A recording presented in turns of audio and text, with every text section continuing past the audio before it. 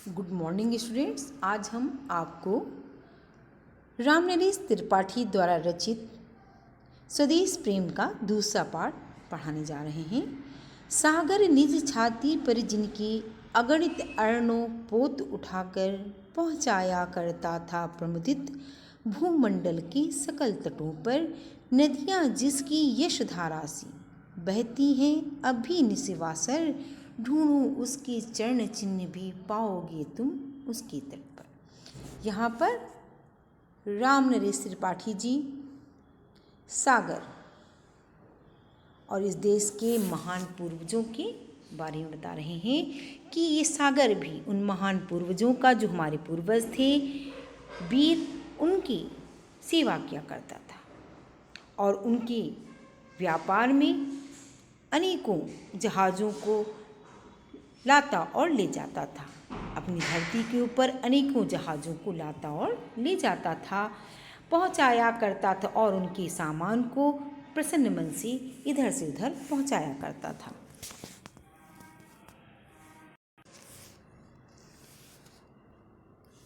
नदियाँ जिसकी यशधारा सी बहती हैं अब भी निस्वासर ढूंढो उसकी चरण चिन्ह भी पाओगे तुम उसके तट पर।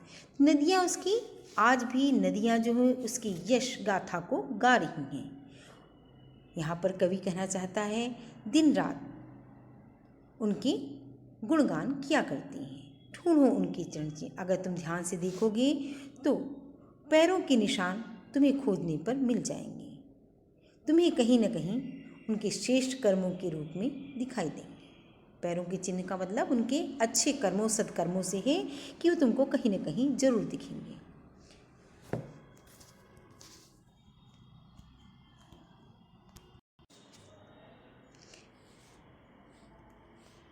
विश्वत रेखा का वासी जो जीता है नित हाफ आफ कर रखता है अनुराग अलौकिक ये भी अपनी मातृभूमि पर। ध्रुववासी जो हिम में तम में जी लेते कांप कांप कर वो भी अपनी मातृभूमि पे कर देता है प्राण न्यौछावर। विश्वत रेखा का वासी, जो विश्वत रेखा पर रहने वाले लोग हैं वो बहुत ही ज़्यादा गर्मी में रहते हैं। वहाँ की प्रचंड गर्मी उन्हें किसी भी काम को सही ढंग से करने नहीं देती, इसलिए वो थोड़े से काम के बाद ही हांफने लगते हैं। फिर भी वो अपनी मातृभूमि से बहुत प्रेम करते हैं, अलौकिक दिव्य प्रेम करते हैं। अलौकिक अनुराग मतलब दिव्य प्रेम करते हैं। ये भी अपनी मातृभूमि से अलौकिक प्रेम करते हैं। ध्रुववासी जो हिम में तम में, ध्रुव में रहने वाला, ध्रुव प्रदेश में रहने वाला जो हमेशा ही ठंड और अंधकार में रहता है वो भी अपनी मातृभूमि से अथाह प्रेम करता है। जी लेता है कांप कांप कर, कांपता रहता है ठंड की वजह से और अंधकार में भी अपनी मातृभूमि को, लेकिन फिर भी वो बहुत अधिक प्रेम करता है और अपने प्राणों को सदैव ही उसके लिए न्यौछावर करने के लिए, अपने प्राणों का उत्सर्ग करने के लिए सदैव ही तत्पर रहता है। तो जो देश हमारा सुविधाओं संपन्न है, यहाँ पर कहने का भाव ये है कि हमारा देश तो बहुत सारी सुविधाओं संपदाओं और से भरा पड़ा है। ऐसी मातृभूमि के लिए क्यों ना हम अपने प्राणों को न्यौछावर कर दें।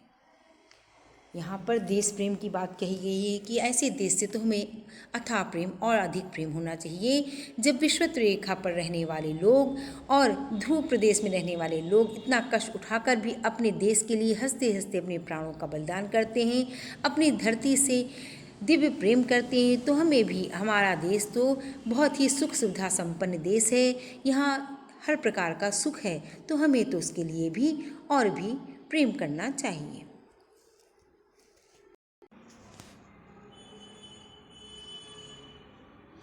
तुम तो हे प्रिय बंधु स्वर्ग सी सुखद संग सकल विभुओं की आकार धरा शिरोमणि मातृभूमि में धन्य हुए हो जीवन पाकर। यहाँ कब कह रहा है, हे प्रिय बंधु, हे भाई मेरे, तुम तो इस स्वर्ग जैसी सुंदर सुखों को देने वाली सभी वैभव संपन्नताओं से परिपूर्ण इस धरती पर तुमने तो जन्म लिया है। धरा शिरोमणि, इस धरती का जो सिरमौर है, ऐसी मातृभूमि पर तुमने जन्म लिया है और इस धरती पर जन्म लेकर तुम्हारा जीवन धन्य हो गया है। जिसका जल अन्न ग्रहण कर, जिसका तुमने अन्न ग्रहण किया है, जल ग्रहण किया है, बड़े हुए हो लेकर इसी की मिट्टी में लोट लोट कर बड़े हुए हो। इस मिट्टी में ही तुम्हारा पालन पोषण हुआ है। यहाँ का जल अन्न ग्रहण किया है, उसको हे वीरों के वंशज शरीर रहते कैसे छोड़ सकते हो? त्यज सकते तन रहते कैसे त्यज दोगे उनको, हे वीरों के वंशज। यहाँ पर कवि कह रहा है कि हे वंशज, जो वीरों के इतने महान, जो तुम्हारे वीर थे, पूर्वज थे, तो अपना शरीर के रहते हुए, श्वासों के रहते हुए कैसे इस धरती को त्याग सकते हो? तुम्हें मृत्यु पर्यंत अगर तुम्हारी धरती पर कोई नियंत्रण करे या कोई इसका हस्तक्षेप करे तो तुम्हें मृत्यु पर्यंत उसकी रक्षा के लिए लड़ना चाहिए।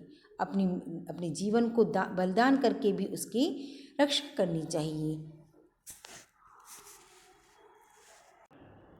जब तक साथ एक भी दम हो अवशिष्ट एक भी धड़कन, रखो आत्मगौरव पल की ऊंचा सिर ऊंचा मन, एक बूंद भी रक्त शेष हो जब तक मन में ही शत्रुंजय, दीन वचन मुख से न उचारो। जब तक एक भी दम हो, जब तक तुम्हारे शरीर में एक भी श्वास बाकी है, तब तक जो अवशिष्ट एक भी धड़कन बची हुई है, रखो आत्मगौरव से, तो अपनी मातृभूमि को अपने आत्मगौरव से भी ऊपर रखना चाहिए, उनको पलकों के ऊपर रखना चाहिए।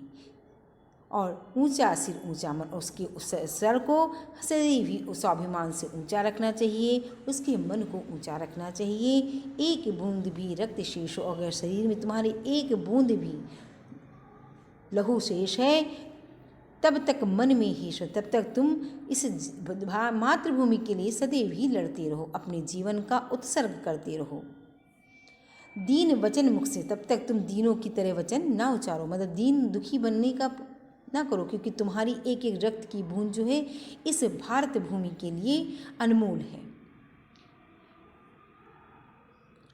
मानो नहीं मृत्यु का भी भय, तब तक तुम्हें मृत्यु का भी भय नहीं होना चाहिए।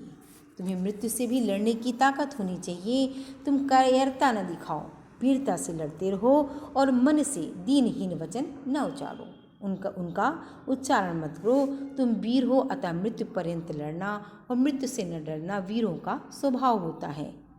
यहाँ पर रामनरेश त्रिपाठी स्वदेश प्रेम का कविता का द्वितीय भाग समाप्त होता है। धन्यवाद।